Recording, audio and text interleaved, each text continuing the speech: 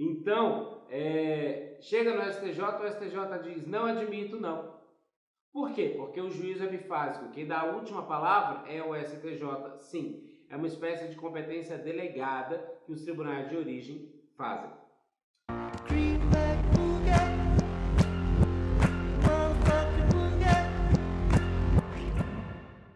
123, súmula, vou até escrever aqui para vocês registrarem, número 123 do STJ.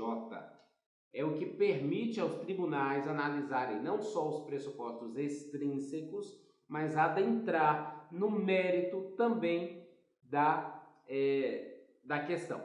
Ok, o fato é, eu não sei se por erro, se por acerto, se por questão de política judiciária, a maioria é negada.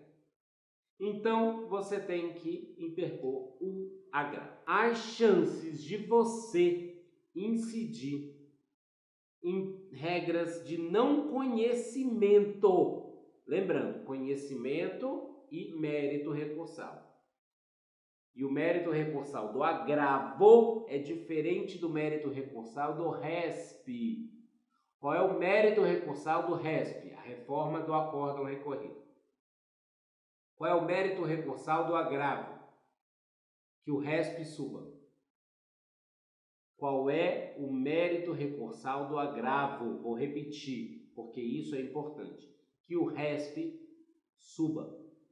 E só um agravo em recurso especial provido significa a possibilidade de o RESP ser analisado, independente do próprio juízo de admissibilidade do RESP, que é um outro recurso.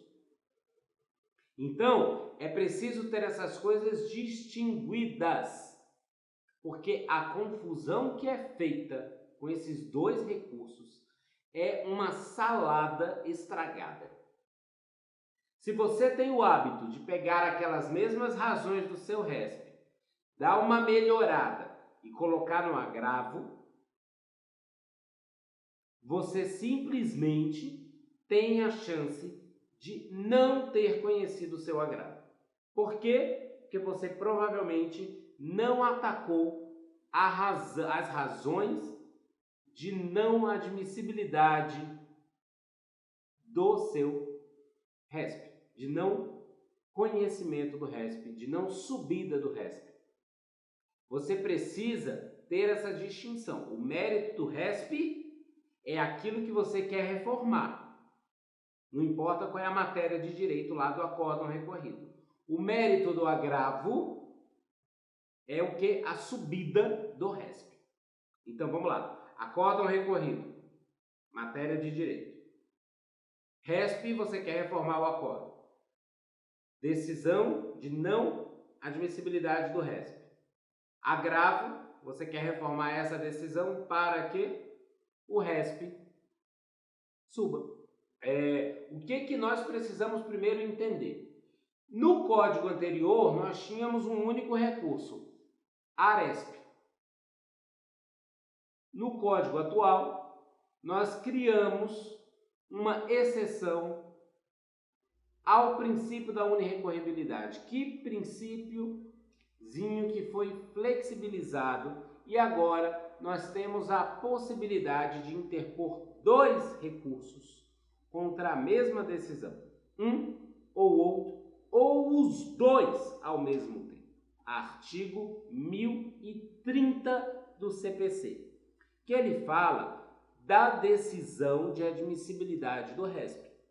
São 5 hipóteses. Incisos 1, 2, 3, 4, 5. Os incisos 2 e 4 não nos importam. Eita! Então a gente vai ficar com os incisos 1, 3 e 5. Tá? O que acontece? Os incisos 2 e 4, vocês podem olhar no código, eles têm a ver... que coisa! Eles têm a ver com o encaminhamento do processo como afetado a julgamento pelo rito do repetitivo ou para exercício do juízo de retratação. Então, estão fora essas duas hipóteses. Nós ficamos com a hipótese do inciso 1, do inciso 3 e do inciso 5. Do inciso 1, o tribunal nega segmento. Vou fazer diferente.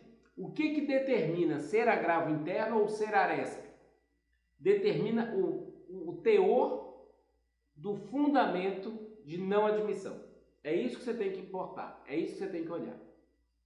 Vou começar de baixo para cima, é a melhor forma. No 1030, inciso 5, qual é a hipótese? Qualquer uma que não seja recurso repetitivo e sobrestamento. Ok? Daí você já vai ter a ideia geral. Por quê? Porque lá no inciso 1 fala o seguinte, olha, eu decido que o recurso não segue porque o acórdão recorrido está de acordo com o que o STJ já decidiu no recurso repetitivo. Ou então o Supremo já decidiu em sede de repercussão geral, ou decidiu que não tem repercussão geral em um caso. Então, o recurso não sobe. Nesse caso, inciso 1. No caso do inciso 3, o tribunal diz, olha, está em julgamento, então eu mando sobrestar esse recurso até acabar o julgamento. Nessas hipóteses, ou seja, tem a ver com recursos repetitivos ou repercussão geral, se for do Supremo, tem a ver com isso? Pode olhar, está lá no inciso 1 e no inciso 3. O que isso significa? Que você vai entrar com qual recurso? Com agravo interno. Qualquer outro motivo de negativa, você entra com agravo em resp. Ficou mais fácil? Simples. Então você olha qual é o mérito da decisão de admissibilidade do resp. Se for repetitivo, não está de acordo, ou melhor, está de acordo, por isso eu nego, ou aguarde o repetitivo, sobresta agravo interno, para o colegiado do Tribunal de Origem julgar. Se for qualquer outro motivo, súmula qualquer uma que seja, aresp. Certo? Ok? Simples assim. Aí, você vai perguntar, mas às vezes pode acontecer, tio Gi, de o tribunal ter mais de uma tese envolvida. Claro que pode. Seu resto pode vir com várias teses, e aí a admissibilidade falar, quanto a essa tese aqui, não dá para eu seguir porque já foi decidida em repetitivo. E o repetitivo foi nesse sentido e está de acordo, então não segue. Quanto a essa outra tese aqui, é súmula 7, não segue. E aí você tem uma decisão baseada no repetitivo, inciso 1 do 1030, e o outro ponto da decisão baseada no 1030, inciso 5. O que você faz? Interpõe o aresp e interpõe o agravo interno. Você tem que interpor os dois, fiquei parecendo com 2 chifrinhos. Você tem que interpor os 2 recursos. Exatamente. Essa é a exceção ao princípio da unirrecorribilidade recursal. E se você só interpõe um, precluiu. Precluiu quanto àquela questão que você não interpôs. Se você não interpõe quanto à parte do repetitivo, precluiu. Só vai subir o aresp. Pois é. Então, você tem que ter esse conhecimento.